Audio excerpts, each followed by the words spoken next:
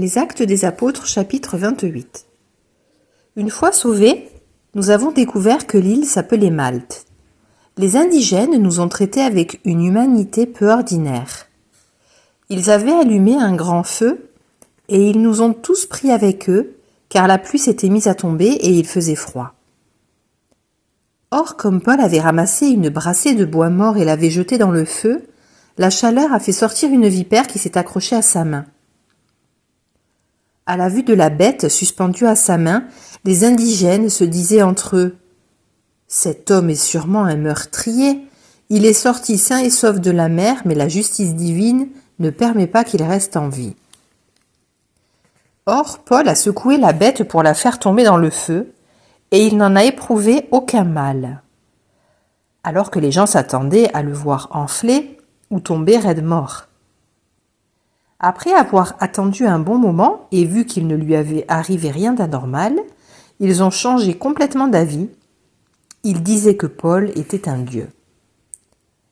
Il y avait là une propriété appartenant à Publius, le premier magistrat de l'île. Il nous a accueillis et pendant 3 jours nous a donné une hospitalité cordiale. Or son père était au lit, atteint de fièvre et de dysenterie.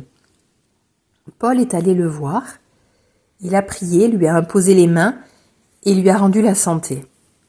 À la suite de cet événement, tous les autres malades de l'île venaient à lui et ils étaient guéris. On nous a comblés d'honneur et lorsque nous avons pris la mer, on nous a fourni tout ce dont nous avions besoin.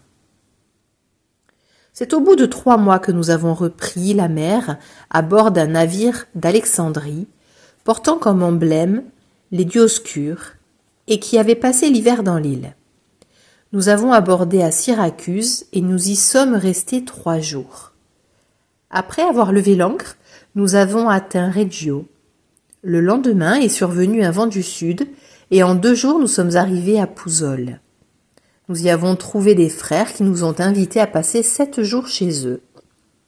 Voici comment nous sommes arrivés à Rome. De la ville, les frères qui avaient entendu parler de nous sont venus à notre rencontre jusqu'au lieu dit Forum d'Appius et à celui des 3 tavernes. En les voyant, Paul a rendu grâce à Dieu et repris courage. À notre arrivée à Rome, il a reçu l'autorisation d'habiter en ville avec le soldat qui le gardait.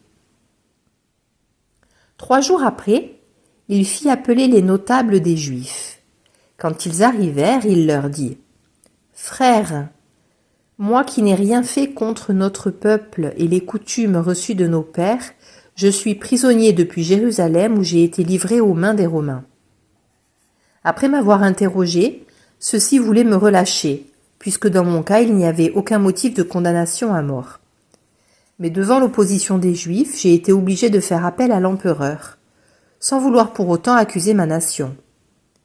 C'est donc pour ce motif que j'ai demandé à vous voir et à vous parler, car c'est à cause de l'espérance d'Israël que je porte ces chaînes. » Ils lui répondirent « Pour notre part, nous n'avons pas reçu à ton sujet de lettres en provenance de Judée, et aucun frère venu ici n'a rapporté ou dit du mal de toi. Nous souhaitons pourtant apprendre de toi ce que tu penses, car nous avons été informés par votre groupe et contestés partout. » Après lui avoir fixé une date, ils vinrent le trouver en plus grand nombre dans son logement. Paul rendait témoignage au royaume de Dieu dans ce qu'il leur exposait, et il s'efforçait de les convaincre à propos de Jésus, en partant de la loi de Moïse ainsi que des prophètes. Cela dura depuis le matin jusqu'au soir. Les uns se laissaient convaincre par de telles paroles, les autres refusaient de croire. N'étant pas d'accord les uns avec les autres, ils s'en allaient, quand Paul leur adressa cette parole. « L'Esprit Saint a bien parlé quand il a dit à vos pères par le prophète Isaïe « Va dire à ce peuple, vous aurez beau écouter, vous ne comprendrez pas. Vous aurez beau regarder, vous ne verrez pas. Le cœur de ce peuple s'est alourdi. Ils sont devenus durs d'oreilles, ils se sont bouchés les yeux, de peur que leurs yeux ne voient, que leurs oreilles n'entendent, que leur cœur ne comprenne, qu'ils ne se convertissent. Et moi, je les guérirai. Donc sachez-le, c'est aux nations que ce salut de Dieu a été envoyé.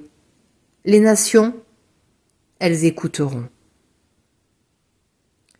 Paul demeura 2 années entières dans le logement qu'il avait loué. Il accueillait tous ceux qui venaient chez lui.